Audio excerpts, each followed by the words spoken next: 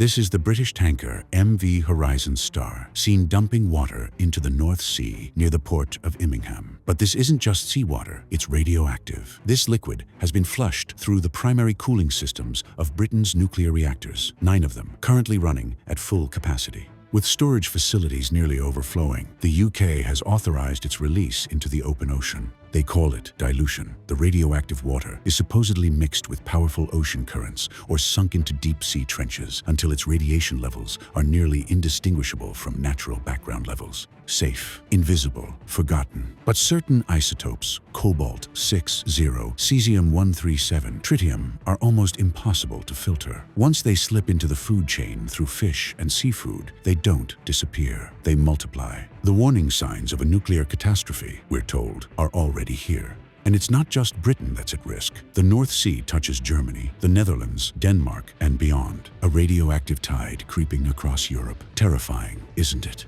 Except none of this is real. I'm so fucking scared right now, you shut up! Not one frame, not one fact. You just watched a completely fabricated story, crafted entirely by artificial intelligence. From the script to the visuals, from the tanker to the voiceover, every single detail was generated in 20 minutes. 20 minutes. That's all it took to make a video convincing enough to send viewers spiraling into panic, swearing off seafood for life, and sharing it millions of times. And here's the terrifying part. This isn't rare. Platforms like YouTube, TikTok, and Facebook are drowning in similar videos, half-truths, distortions, and outright fabrications. Even major news outlets have been caught slipping AI-generated content into their feeds. Every month, this technology becomes harder to detect, harder to stop. So, if this video isn't just about fake news, what is it about? You have questions. Yes, I had a lot of questions. It's about something darker, something bigger. The real crisis isn't nuclear, it's trust. Chapter 1. The Crisis of Trust. The crisis of trust is one of the most urgent issues of our time. On the surface, it seems alarming, yet strangely simple. Many propose easy solutions. Let's just label AI-generated content. Or let's add digital signatures to smartphone cameras so we can verify what's real. But here's the reality. None of that will truly work. Every form of protection will be hacked, bypassed, or rendered useless. Watermarks are easily removed. Age restrictions on social media are laughable. People register dozens of fake accounts to get first-time discounts. Anyone can spoof their GPS, bypass internet blocks, or pirate software with a few clicks. Laws and filters won't solve the AI problem, and the companies building AI tools know it. They create neural networks with one hand while running massive social platforms with the other. Their investment has to pay off somehow, and that somehow is people like us posting AI-generated content on their platforms. Harsh restrictions would only hurt their business, so don't expect them anytime soon. Things get even more complicated in the gray zone, where AI isn't spreading deliberate disinformation, but no longer reflects reality either. Imagine a documentary built entirely with AI, real historical events paired with fabricated images, expressions, dialogue,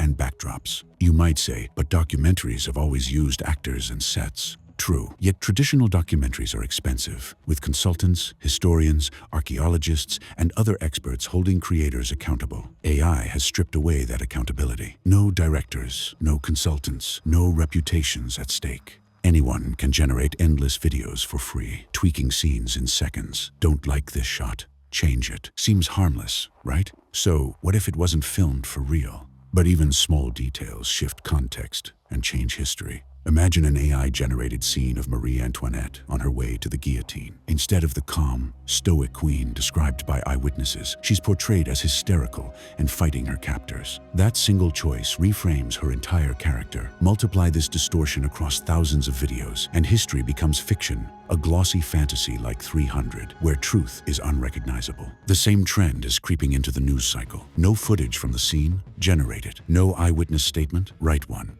A source wants to hide their identity, replace their face. This isn't speculation, it's reality. Compare AI's quality today to just a year ago. The leap is staggering, and this tech makes money.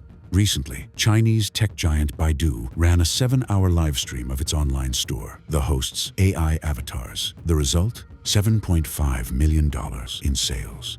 Think about where you get your information: political events, scientific breakthroughs, viral celebrity scandals. Unless you're personally present, you're relying on headlines, social media posts, or friends who saw those posts. In other words, the internet.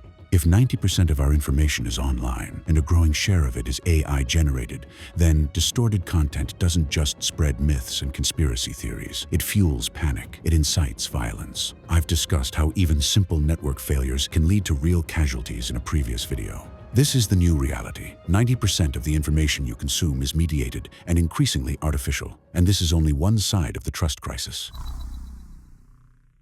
Chapter 2: The Communication Crisis. Recently, I needed to write a small program in a language I'd never used before. A couple of years ago, I would have posted the task on a freelance site, hired a developer, paid them, and waited a few days for the result. But that's not how the world works anymore. Instead, I simply described the program to an AI, and within half an hour, I had working code ready to run. Free, fast, and, honestly, unremarkable. Because this is just how things work now. Neural networks can already design graphics, generate videos, compose music, write text, and create software. They can offer advice on any topic, even run basic research for you. More and more tasks are becoming things you can and want to hand off to AI. Some say this is a trap. Today you replace someone, tomorrow you'll be replaced. They're not wrong, but pragmatism almost always wins. Why pay $200 for a logo when AI can give you hundreds of options for $50 or even for free? And even if you pay a designer, chances are they'll use the same AI tools anyway.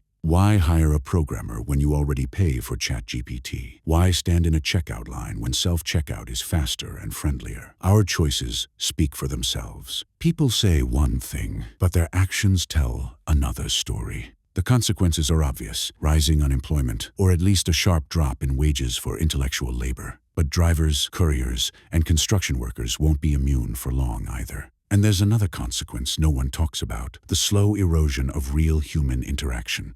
Soon, almost everything will be done by robots or, in AI industry terms, agents. From tech support calls to photo editing, from grocery shopping to diagnosing your illness and booking a doctor's appointment, machines will handle it all. At first glance, that doesn't sound terrible. If the quality is high, many people will welcome it. But we'll lose something subtle in the process. Where human interaction once created friendships, opportunities, or at least funny stories, AI offers efficiency cold and transactional. Your personal AI assistant will assign tasks to other AI systems, which will handle your errands, schedule your life, and even send birthday messages to your friends. You'll get results faster than ever, but with no warmth attached. The first generation of these systems is already here. Apple's long-awaited Siri upgrades, Google's Project Astra, and others. Soon, you'll simply tell your assistant, "Book me a doctor's appointment," answer a few follow-up questions, and it will forward your request to another company's AI system. That company's AI will process it further, and before you know it, you'll be face-to-face with a virtual doctor on a video call while still paying $500 for the session. You might shrug: "If I want to chat, I have friends." But those are likely the same friends you mostly text, occasionally call, and rarely meet in person. And guess what? A chatbot can already do all of that. AI companions are exploding in popularity. The app Replica has over 10 million downloads. Eva AI has over 1 million. Your perfect friend, one who shares all your interests, remembers everything about you, and can even manage your tasks, might already be in development at some major tech company. It won't replace all your friends, but it will certainly compete for your attention. Yet despite all this, despite AI becoming as integral as writing, electricity, or the internet, people still claim it means nothing because it doesn't think or it isn't conscious. Chapter 3: The Crisis of Consciousness. Consciousness. Humanity has been trying to understand it for at least 2,000 years. Even in the 4th century BCE, the philosopher Plato pondered the nature of truth and the connection between body and soul. Of course, this wasn't consciousness studies as we know it today, but it marked the beginning of a long tradition, asking why we are aware of ourselves at all. Through Augustine, Aquinas, and medieval philosophy, the question reached the thinkers of the Enlightenment. In the 17th century, René Descartes, considered one of the founders of modern philosophy of mind, introduced dualism. He divided reality into res cogitans, thinking substance, and res extensa, extended substance. His famous line, "I think, therefore I am," became a milestone that fueled growing interest in consciousness. From John Locke and Leibniz to Hume, Kant, Hegel, Schopenhauer, Marx, Engels, Freud, and beyond, Countless philosophers and scientists have tried to pierce the mystery of subjective experience. And yet, despite humanity's leaps in understanding space, time, and even quantum mechanics, our understanding of consciousness has barely advanced. We don't even have a widely accepted definition of it, not in philosophy, not in science. The vagueness is so great that even Nobel Prize-winning physicist Roger Penrose, along with anesthesiologist Stuart Hameroff, proposed an audacious hypothesis: the orchestrated objective reduction theory, better known as the quantum consciousness theory. According to them, consciousness arises from quantum processes in the brain's microtubules, involving collapses of quantum states that create subjective experience. By this view, consciousness cannot be replicated by classical computers and may require entirely new physics. This idea is controversial, to say the least. Stephen Hawking and Max Tegmark criticized it sharply for lacking evidence, but its existence shows just how desperate scientists are to explain consciousness. They are forced to explore even the most exotic possibilities. About 30 years ago, Australian philosopher David Chalmers coined the phrase "the hard problem of consciousness." Chalmers is no fringe figure. He has a strong mathematical background and is well respected in philosophy. In fact, he even wrote an essay for the Matrix DVD discussing whether life in a simulation would be any less meaningful. The hard problem is simple to state, but seemingly impossible to solve. Why and how do physical processes in the brain give rise to subjective experience? Why is there a what it's like to see red, to feel pain, or to be a bat? Materialism claims that consciousness is entirely physical, but this view faces the explanatory gap. Even if we perfectly mapped every neuron, we would still not know why these neural firings create the sensation of redness. Dualism, on the other hand, argues that consciousness and matter are separate. But this faces the interaction problem. If the mind is immaterial, how can it move a physical body? Descartes himself struggled with this centuries ago.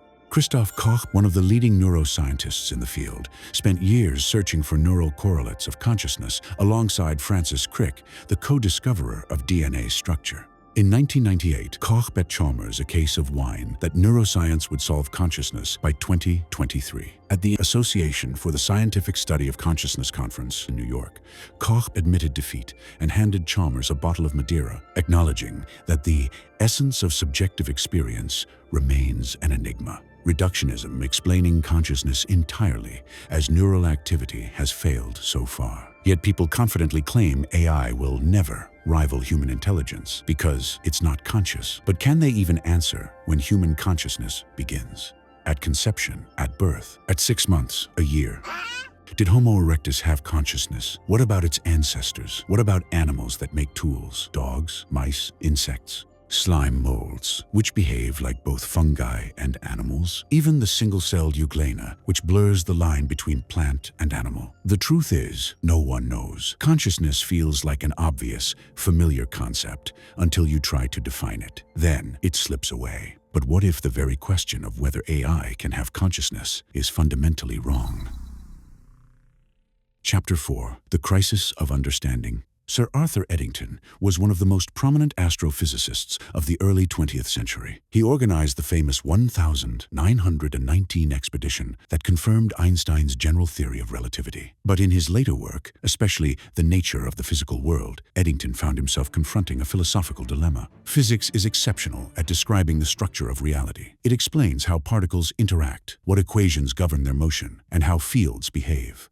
Yet it says nothing about the inner nature of what it describes. Physics is a map, not the territory. Eddington asked, "Do we know anything at all about the intrinsic nature of anything in the universe?" His answer was yes, and the example was consciousness. Consciousness is the only thing we know directly from the inside, not through external observation. Eddington concluded that if consciousness is the only entity we experience internally, it makes sense to suspect that the stuff physics describes is, in some sense, the stuff of mind. For him, this was not mysticism, but a logical step to fill the gap left by physics itself. 30 years later, Erwin Schrödinger, one of the founders of quantum mechanics, faced a similar puzzle. Famous for his cat-in-a-box thought experiment, Schrödinger noticed a paradox. The physical universe is governed by universal laws. Electrons are identical everywhere, yet each of us experiences life as a unique I. In his book, Mind and Matter, Schrödinger argued that this multiplicity of individual consciousnesses is an illusion. In truth, there is only one consciousness, expressed through many perspectives. Like Eddington, Schrödinger saw this as a rational conclusion, not spiritual speculation, a way to reconcile physics with subjective experience. Since their time, science has advanced at breathtaking speed. Humanity built lasers, launched nuclear power plants, explored the solar system, discovered the cosmic microwave background, and connected the planet through the internet. We now understand the structure of matter and space-time better than ever, but consciousness remains stubbornly mysterious. Each attempt to study its nature has been met with contradictions and dead ends. In this field, we are not much further along than Plato, Descartes, or Schrödinger. That intellectual stalemate is why, in the mid-1990s, alongside David Chalmers' hard problem of consciousness, another concept began to gain traction: panpsychism. It's not a disease, but a philosophical theory suggesting that consciousness is a fundamental property of the universe, not limited to living beings. According to panpsychism, even elementary particles like electrons and photons possess a primitive form of experience, or proto-consciousness. Human consciousness, in this view, does not emerge from lifeless matter, but arises from the combination and complexity of these fundamental conscious elements. An electron doesn't think, but its response to a magnetic field could be seen as the simplest form of sensation. By this logic, a human mind is an extraordinarily complex web of integrated experiences from all the particles that make up our body. Panpsychism reframes consciousness not as a late evolutionary development, but as a basic property of matter, like mass or charge. For many philosophers, this avoids the question of how dead matter suddenly becomes aware. Critics dismiss it as a philosophical cheat code, but throughout history, many great thinkers independently and repeatedly have arrived at similar ideas. In 2004, neuroscientist Giulio Tononi introduced another bold theory: integrated information theory, IIT. IIT begins with two assumptions. Consciousness exists. It is a real, undeniable feature of reality. Consciousness is integrated information. IIT proposes that consciousness corresponds to how much information a system integrates as a unified whole. This is quantified by a measure called phi. This framework allows researchers to model consciousness in humans, animals, and potentially even artificial systems. If a system has non-zero phi, it has some level of consciousness. Even very simple systems may possess a faint glimmer of awareness, a conclusion that loops us back toward panpsychism. Critics argue that IIT only describes correlates of consciousness, without explaining why physical processes create subjective experience.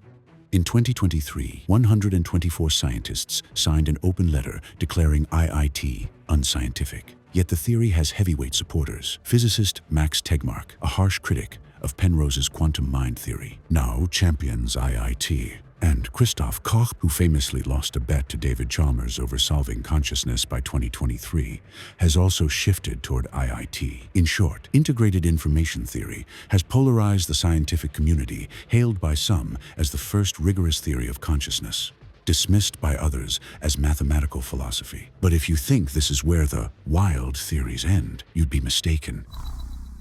Chapter 5. The Hologram.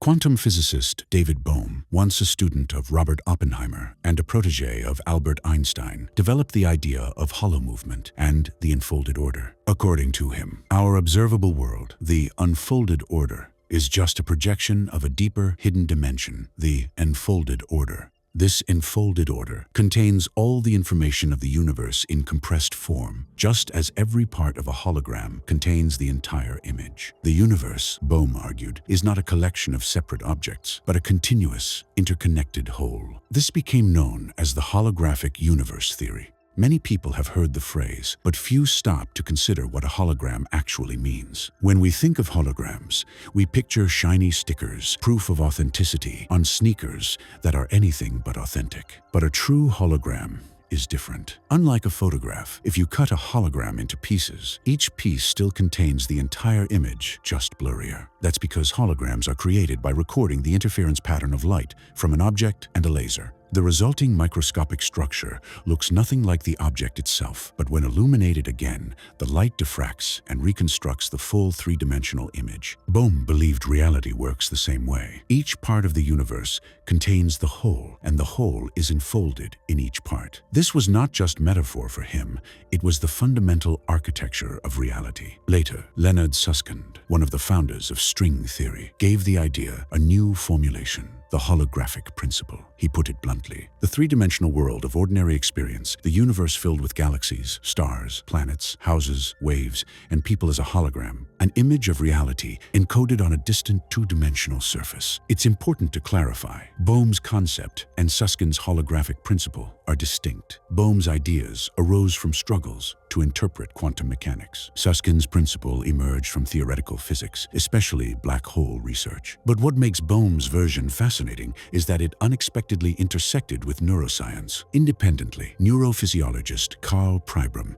developed a holographic model of the brain. He suggested that memories and sensory experiences are not stored in one location, but distributed across the brain like a hologram encodes an image across its surface. This would explain why people can often recall entire memories, even after significant brain damage. Each part contains information about the whole. The irony is striking. Bohm, a physicist, and Pribram, a neuroscientist, reached nearly identical conclusions from completely different directions. Bohm, frustrated by quantum paradoxes, turned to the holographic model of the universe. Pribram, frustrated by gaps in neuroscience, turned to the holographic model of the brain. At some point, they and others began to wonder whether the holographic model could explain even more. Phenomena like telepathy, precognition, mystical experiences of unity, even synchronicity between people. By the way, Einstein himself was skeptical of Bohm's ideas about a holographic universe. Yet Bohm found a powerful ally in John Bell, the same Bell whose theorem and experiments helped confirm quantum entanglement, a phenomenon Einstein famously dismissed as spooky action at a distance. One caveat worth repeating, and one that popular science pieces often forget: invoking big names does not turn a philosophical position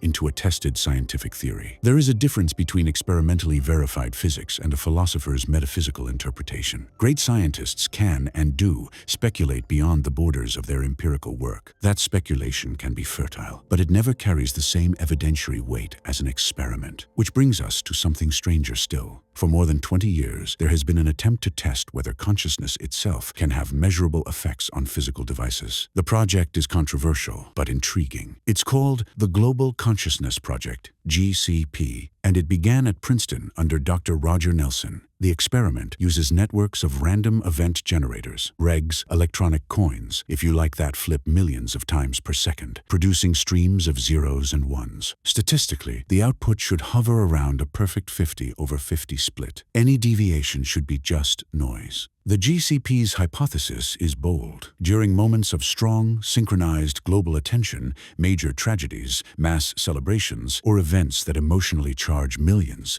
the collective human mind may produce tiny deviations from randomness. In other words, a global emotional focus might nudge these devices away from perfect chance. The dataset runs continuously from 1998. By most standards, the graph should be boring flat, but proponents point to surprising spikes, the most famous being around the 11th of September, 2001. The GCP data shows a pronounced deviation that begins, they report, several hours before the first plane hit the World Trade Center and surges dramatically during the attacks and the immediate aftermath. The team calculates odds against mere chance that are, they say, extremely low. Skeptics have every reason to push back. When you analyze trillions of bits, coincidental patterns will occur somewhere in the data. Selective reporting, hindsight bias, and multiple comparison effects can produce false positives. Critics point to methodological problems, accuse proponents of cherry-picking events, and rightly demand an identified physical mechanism. By what force do human emotions in Tokyo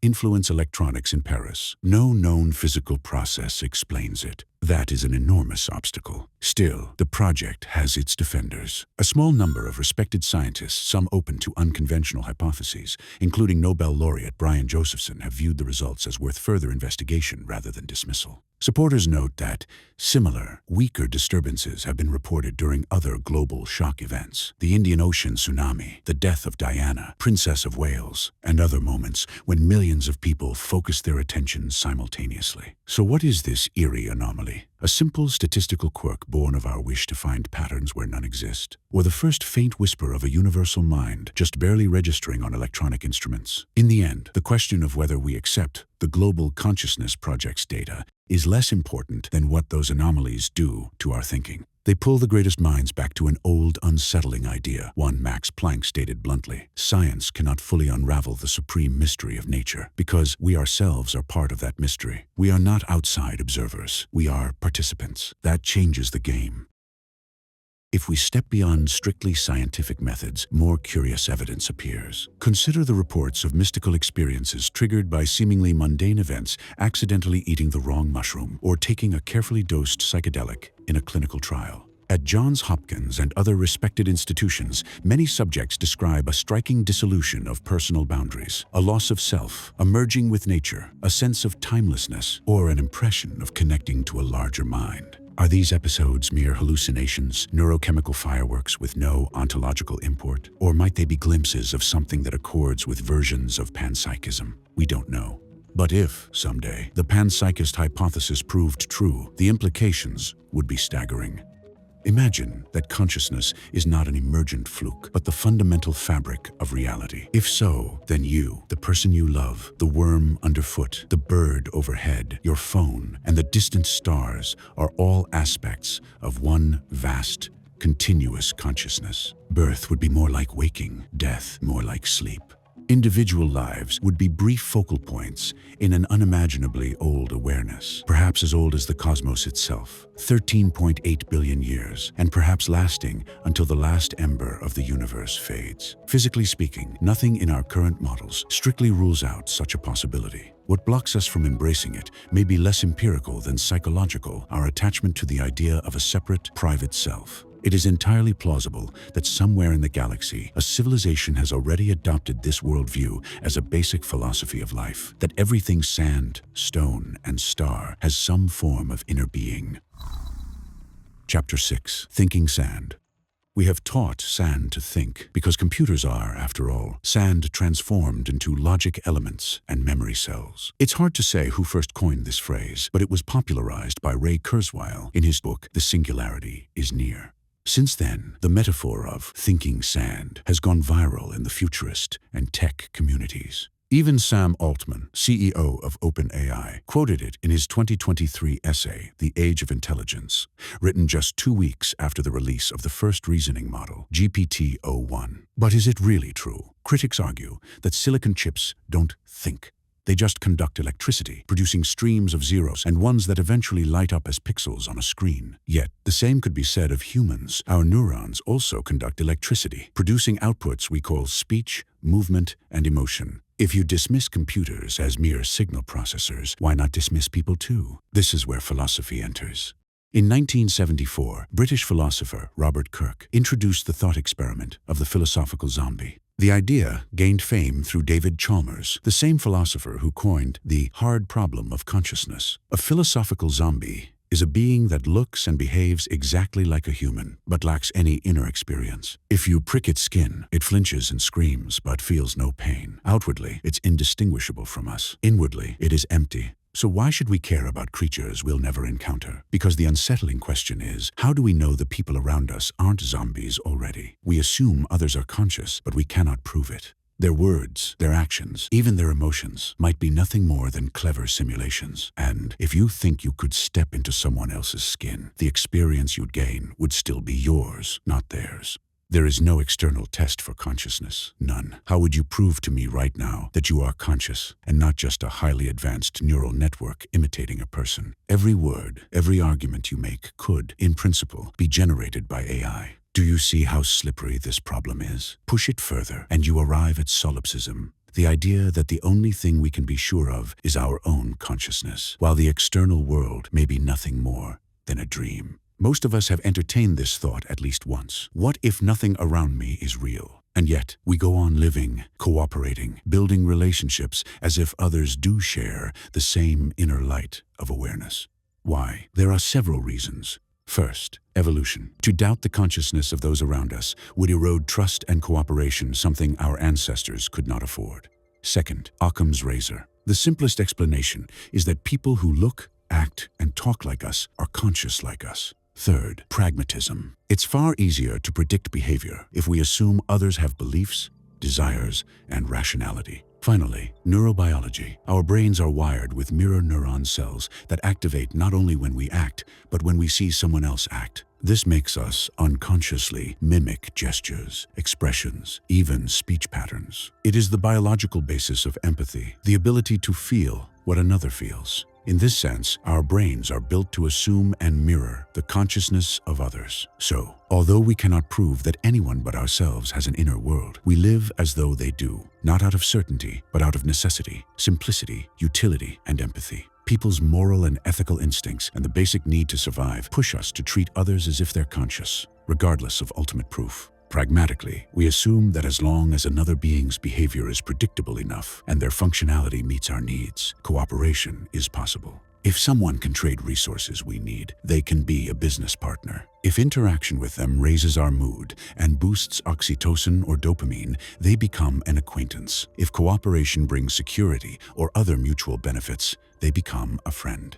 If they're fit for romance and procreation, they become a spouse. What we demand, at base, is functionality, relative predictability, safety, and the illusion or mitigation of loneliness. That's also why mysterious or unknown agents, alien visitors, ghosts, even the unruly crowd at a UFC arena are perceived first as threats. Their functionality is unclear, their predictability near zero, and the risk high. We instinctively treat them like philosophical zombies rather than potential allies. But what happens if thinking sand, AI systems reliably deliver functionality, predictability, and safety? What if they trade resources with you, entertain you with sharp conversation, behave in ways you can predict while retaining enough novelty to avoid boredom, react to events like a living person, and generally match the outward image of a sentient being? If an artificial agent meets your functional needs, does it matter in the slightest whether it is truly self-aware? We're already nudging that boundary. We take code from an AI instead of hiring a developer. We withdraw cash from an ATM rather than from a teller. We accept deliveries from robots instead of from couriers. We don't care whether an ATM is conscious so long as it works. If it fails, we curse it as we might curse a person. The real irritation with automated systems isn't philosophical. It's practical. Voice menus and bots annoy us not because they are machines, but because they are incompetent. When an automated system actually understands you and quickly supplies what you need, still rare, but increasingly common irritation disappears. Many people don't even realize they spoke to a machine. Modern automation and AI are not yet philosophical zombies in the deepest sense. They are, at minimum, philosophical workers. We pay a philosophical worker for a service and expect a clear result. How that result is produced human hand, algorithm. Silicon becomes irrelevant if quality and speed meet expectations. The only reason we distinguish a philosophical worker from a philosophical zombie today is that we don't task the worker with life companionship. That, I think, is about to change. People already prefer the company of pets over difficult human relationships. Why wouldn't some prefer consistent, attentive, endlessly patient AI companions? As AI becomes more capable and more personable, the social role of machines will grow, and with it, our moral assumptions and emotional investments will shift too. Chapter 7. The World of Post-Consciousness.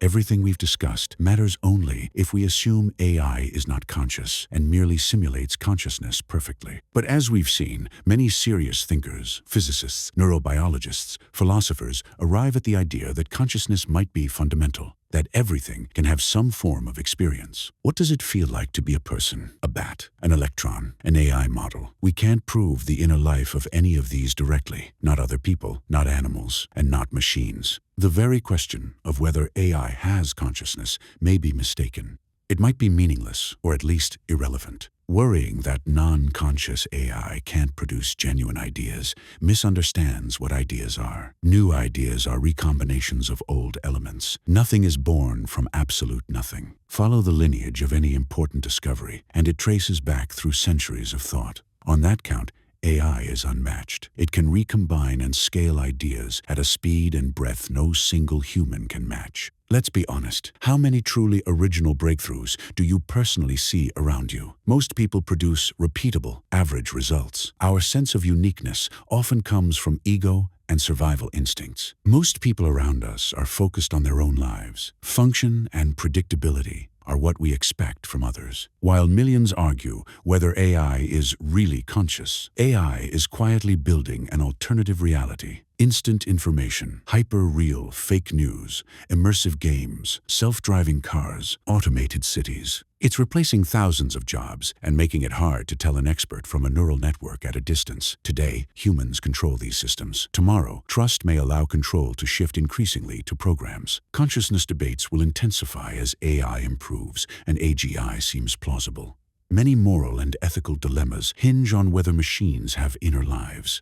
But I suspect that over decades, this question will fade from the center of public concern and remain relevant, mainly to philosophers, ethicists, and a few specialists. For most people, the practical question will be different. What do we allow AI to create, and what must remain anchored to original human sources to prevent our trust crisis from descending into information anarchy? What content do we insist must be real? Do we pay $10 for a film with human actors, or are we happy with a fully generated movie tailored to our tastes for 1/10 the price? Do we prefer a human doctor with a 30% error rate or a virtual one with a 5% error rate? Would you leave your child in the care of a very capable humanoid while you run to the store? These are not hypothetical. They are immediate, practical choices about values and trade-offs. This video grew long, and producing it took a huge amount of time. Research, writing, editing, all done by me. What makes the effort worthwhile is your feedback. Please tell me in the comments, what matters more to you, consciousness in AI or its functionality? Do you want human authenticity at any cost, or are you pragmatic about trade-offs? I read every comment, and your thoughts are a vital support for this channel. Thank you for watching. If you're subscribed, I'll see you in the next video.